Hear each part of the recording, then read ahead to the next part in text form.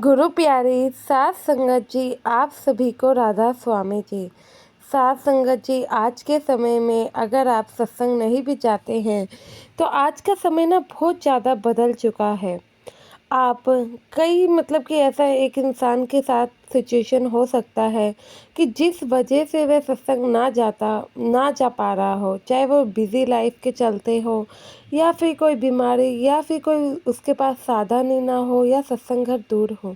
जैसे कि सभी लोगों को पता है कि हर हफ्ते संडे को हर जो नियर बाय हमारे सत्संग घर है वहाँ सत्संग होता है। अगर हम वहाँ जाते हैं तो अच्छी बात है, हम सतगुरु जी के लिए, ऊपर वाले के लिए समय निकाल रहे हैं। जिसने हमें जीवन बख्शा है उसके लिए हम समय निकाल रहे हैं, तो इससे अच्छी बात और क्या हो सकती है।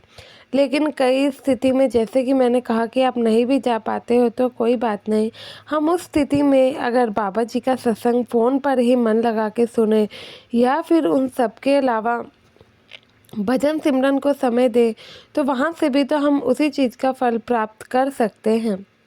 तो सात संगत जी, यह साखी एक प्यारे से सत्संगी भाई ने सुनाई। यह उसकी आप बीती साखी है। जैसे कि मैंने बताया, कई परिस्थितियों के चलते लोग सत्संग घर नहीं जा पाते हैं। ऐसे ही उस भाई की ड्यूटी भी कुछ ऐसे ही थी, वह सत्संग घर नहीं जा पाता था। जाना चाहता था लेकिन नहीं जा पाता था। हर साल जैसे कि बाबा जी उनके शहर में आते थे तो वह छुट्टी लेके एक दिन तो ज़रूर दर्शनों के लिए जाया करता था। लेकिन हर रविवार सत्संग होता है, लेकिन उस भाई की छुट्टी बुधवार को होती थी, इसलिए वह हर हफ्ते सत्संग घर नहीं जा पाता था और उस चीज़ से थोड़ा सा दूरी पे था। मतलब कि सत्संग घर से और रेगुलर सत्संग जाने से उसको जो कि दूरी बन गई थी।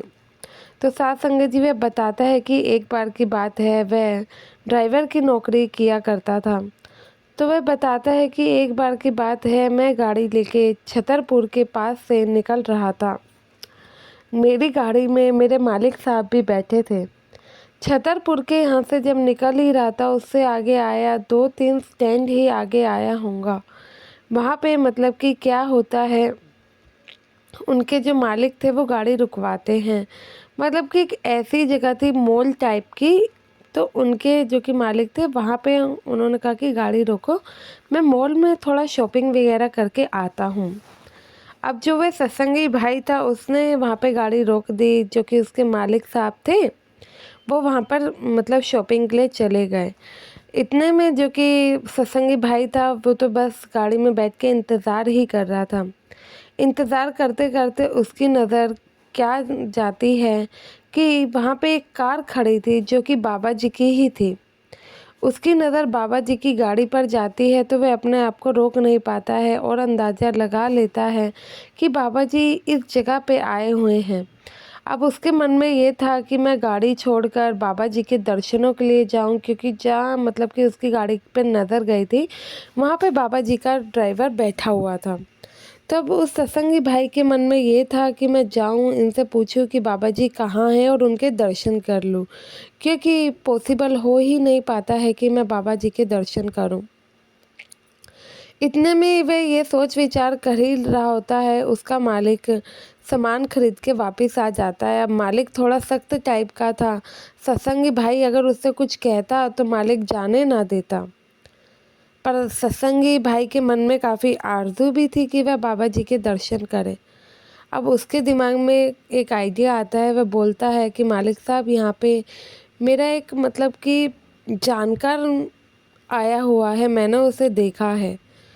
तो मतलब कि जो उनके मालिक साहब थे कहते हैं, ठीक है आया हुआ है तो, लेकिन क्या करना है तुम्हें उनसे मिलके। तो वह कहता है कि उन्होंने मेरे पैसे कुछ उधार लिए थे और मेरे पास उनका कोई कॉन्टेक्ट नंबर भी नहीं है। अब मैं सोच रहा हूँ कि मैंने उसे यहाँ पे देखा है तो क्यों ना उससे अपने पैसे जो कि उधारी वाले दिए हैं वो मांग आऊँ। आपको तो पता है हम गरीब आदमी हैं, ऐसे ही हर किसी को पैसे देते रहेंगे तो कैसे हमारा घर गृहस्थी चलेगी। अब वह अपने मालिक को ये सब बातें कहता है तो मालिक का दिल भी पिघल जाता है। यह कह के वह कार से उतरता है और बाबा जी की गाड़ी की तरफ बढ़ जाता है। इतने में क्या देखता है कि पास वाले कॉफ़ी कैफ़े से बाबा जी अपने परिवार के साथ बाहर आ रहे होते हैं। बस बाबा जी के दर्शन करता है, उनके आगे हाथ जोड़ता है और जो भी उसके मन में होता है मांगता है बाबा जी से और वहाँ से चल पड़ता है। इतने बाबा जी उसे आवाज़ लगाते हैं, कहते हैं, क्यों भाई, अपने जो तुमने 500 रुपये उधार दिए थे वह नहीं लेने हैं? यह देख के मतलब कि जैसे ही बाबा जी ये लाइन उसे कहते हैं, यह सुन के उस भाई की आंखों में आंसू आ जाते हैं। तो कहते हैं कि बाबा जी, ये बात आप कैसे जाने? तो बाबा जी कहते हैं कि तुमने मुझसे मिलने के लिए झूठ बोला, मेरे दर्शनों के लिए झूठ बोला, क्या मैं तुम्हारे मन की इतनी सी बात भी नहीं जान सकता हूँ? तो बाबा जी कहते हैं कि ये लो भाई, अब आए हो तो अपने 500 रुपये तो उधार वापस लेकर ही जाओ। तो वह सत्संगी बाबा जी के आगे हाथ जोड़ देता है, कहता है कि नहीं बाबा जी, मैं ये नहीं ले सकता हूँ। आपने इस दास को दर्शन दे दिए, वो ही बहुत है। तो साध संगत जी इतना कहते ही बाबा जी उसे गले से लगाते हैं और वह बाबा जी के दर्शन करके वहाँ से चले जाता है। तो साध संगत जी, इस साखी से हमें यह सीखने को मिलता है कि बाबा जी हम सबके मन की बात जानते हैं।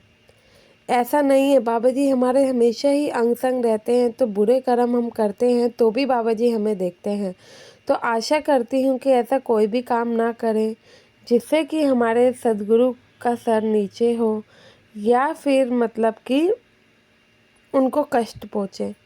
आशा है वीडियो आपको अच्छी लगी होगी। वीडियो अच्छी लगी हो तो लाइक ज़रूर करिएगा। गुरु प्यारी साध संगत जी, आप सभी को राधा स्वामी जी।